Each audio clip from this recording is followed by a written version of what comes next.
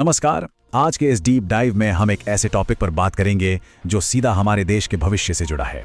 इसरो के सामने खड़ी कुछ नई और चौंकाने वाली चुनौतियां।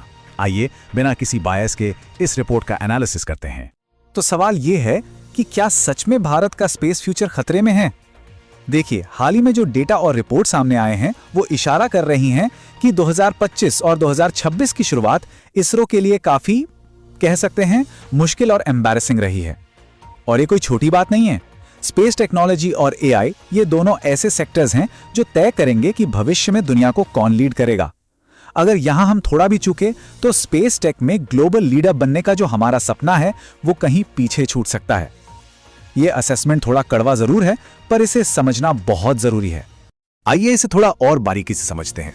एक टाइम था जब पीएसएलवी यानी पोलर सैटेलाइट लॉन्च व्हीकल को इसरो का सबसे भरोसेमंद घोड़ा माना जाता था। मतलब ऐसा रॉकेट जिस पर आप आंख बंद करके भरोसा कर सकें। लेकिन 2025 से पहले का वो जो गोल्डन एरा था ना, वो अब बदलता दिख रहा है। रिपोर्ट्स बताती हैं कि मई 2025 में पीएसएलवी का पहला बड़ा फेलियर सामने आया और बात यही नहीं रुकी। जनवरी 2026 में पीएसएलवी C62 मिशन भी फेल हो गया। जो रॉकेट कभी इसरो की सबसे बड़ी ताकत हुआ करता था, वो अचानक उम्मीदों पर खरा नहीं उतर पा रहा है। जरा इस नंबर पर गौर कीजिए, 96%। हिस्टोरिकली पीएसएलवी का सक्सेस रेट 96% रहा है। ये पूरी दुनिया के स्पेस प्रोग्राम्स में एक बहुत ही शानदार और रिस्पेक्टेड आंकड़ा है। लेकिन पिछले सिर्फ 12 महीनों के अंदर ये सक्सेस ग्राफ अचानक से नीचे आ गिरा है। इतनी जल्दी परफॉर्मेंस में इतनी बड़ी गिरावट, बस यही वो मेन रीजन है जिसने एक्सपर्ट्स की नींद उड़ा दी है। हमारा इतना शानदार इतिहास और आज की ये कड़वी सच्चाई, इसके बीच का गैप सच में बहुत बड़ा है। अब सवाल यह है कि आखिर ऐसा हो क्यों रहा है। देखिए, इसे समझने के लिए हमें उस जुगाड़ वाली मानसिकता को देखना होगा जिसके बारे में हम अक्सर बहुत गर्व से बात करते हैं। हम अक्सर इसरो के साइंटिस्ट को जादूगर मानते हैं ना, जो बहुत कम संसाधनों में बड़े बड़े चमत्कार कर देते हैं। ये बात गलत नहीं है, लेकिन ये जो पब्लिक परसेप्शन है ना, ये उन असली और सीरियस सिस्टमिक प्रॉब्लम्स को छुपा देता है जिनसे ये साइंटिस्ट रोज जूझ रहे हैं। सीधी सी बात है, कम बजट में काम चलाने की भी अपनी एक लिमिट होती है। अक्सर कहा जाता है कि इसरो के साइंटिस्ट्स जादूगर हैं, पर जुगाड़ की एक लिमिट होती है।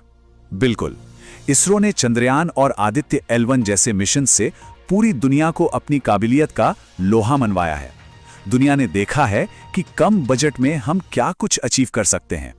लेकिन सोर्स का एक बहुत ही लॉजिकल पॉइंट यह है कि जुगाड़ या काम चलाऊ तक स्ट्रीमिंग प्लेटफॉर्म्स ने प्रोजेक्ट ठुकराया, फिल्म को योजनाबद्ध मीडिया ब्लैकआउट झेलना पड़ा और स्थापित अभिनेताओं ने शामिल होने से मना किया क्योंकि उन्हें अभिजात्य हलकों के प्रतिशोध का डर था। इन तरीकों ने साफ दोहरा मानदंड दिखाया। जहां बाहरी निर्देशकों का बहिष्कार हुआ और उन्हें अनदेखा किया गया, वहीं पुराने अंदरूनी सितारों को लगातार संस्थागत संरक्षण मिलता रहा। वित्त पोषण भी एक बड़ी बाधा था। ओरी जैसे प्रोजेक्ट्स में बड़े मुंबई स्टूडियो के ठुकराने के बाद निर्देशकों को स्वतंत्र फंडिंग जुटाने में वर्षों लग जाते थे। इन बाधाओं के बावजूद आंकड़े एक बड़ा बदलाव साफ दिखाते हैं। जब पारंपरिक स्टूडियो फिल्मों से जुड़ाव ठहर गया, तब प्रामाणिक भारतीय संस्कृति में रची बसी फिल्मों ने दर्शकों की स्वाभाविक जैविक मांग पर ही बॉक्स ऑफिस रिकॉर्ड तोड़ने शुरू कर दिए। नाकाबंदी इसलिए विफल हुई क्योंकि गहरी सांस्कृतिक प्रतिध्वनि प्रणालीगत गेटकीपिंग से भी अधिक ताकतवर साबित हुई। बाहरी लोगों की इस जीत का सबसे स्पष्ट सबूत पुराने प्रतिष्ठान का हालिया आत्मसमर्पण है। प्रासंगिक रहने के लिए उन्हें नया सांस्कृतिक प्रतिमान अपनाना ही पड़ा है। जो लोग पहले आलोचना करते थे, वे अब रामायण के बड़े रूपांतरणों को फंड करने के लिए हाथ पांव मार रहे हैं और प्रमुख हिंदू सांस्कृतिक आयोजनों में बड़े प्रचार के साथ दिख रहे हैं। यह बदलाव आर्थिक रूप से टिके रहने की रणनीति है। पूरी तरह बदल चुके बाजार में राष्ट्रीय पहचान से तालमेल बिठाना अब कारोबार की जरूरी शर्त है। घरेलू बॉक्स ऑफिस के रिकॉर्ड एक कहीं बड़ी रणनीति का शुरुआती संकेत है। भारतीय सॉफ्ट पावर का प्रक्षेपण। भारत जापान की राह पर है, जिसने अपनी सांस्कृतिक मिथकीय परंपराएं दुनिया तक पहुंचाने को एनीमे का सहारा लिया, और अमेरिका की भी, जिसने अपने मूल्यों को वैश्विक स्तर पर दिखाने के लिए हॉलीवुड ब्लॉकबस्टर का इस्तेमाल किया। उद्देश्य है कि हजारों साल के महाकाव्य इतिहास को वैश्विक प्रभाव के साधन की तरह इस्तेमाल किया जाए और स्थानीय मनोरंजन से अंतर्राष्ट्रीय सांस्कृतिक प्राधिकरण तक पहुंचा जाए। आने वाले महाकाव्य जैसे चंद्रगुप्त मौर्य पर बनी फिल्म इस आंदोलन की अग्रिम पंक्ति है, जो ऐतिहासिक गरिमा और व्यापकता को वैश्विक मंच पर लाते हैं। भारतीय सिनेमा काफी विकसित हो चुका है।